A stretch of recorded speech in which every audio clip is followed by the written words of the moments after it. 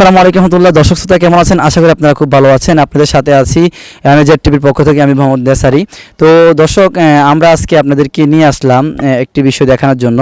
তো আমরা সাধারণত আমাদের চ্যানেলে আপনারা দেখেন দিনই বিষয়গুলো প্রচার করার চেষ্টা করি। এখন আমরা সপ্তাহে আপনাদেরকে কিছু নিউজ দেওয়ার চেষ্টা করব। দর্শক, আমরা এখন আছি লক্ষ্মীপুরের রামগঞ্জের কাঞ্চনপুরে। দর্শক, কাঞ্চনপুরের পরিস্থিতি কেমন? আজকে 3-4 দিন যাবত এখানে খুব বৃষ্টি হচ্ছে।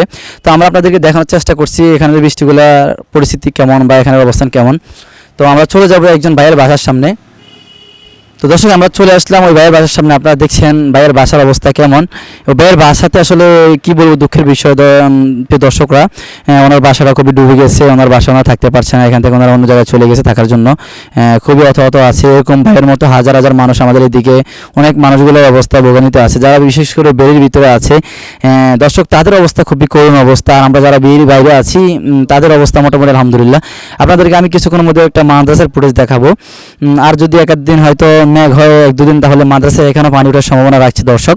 তো আপনারা দেখছেন পরিস্থিতি কেমন, আপনারা তো বুঝতে পারছেন। তো আপনারা অবশ্যই দোয়া করবেন। আর আপনাদের কাছে আমার একটি আবেদন, যদি কোনো ভাই এই বৃষ্টিতে আপনার কাছে কোনো হেল্প চায় বা থাকার জন্য চায়, অবশ্যই আপনারা আপনাদের ভাইদেরকে চেষ্টা করবেন।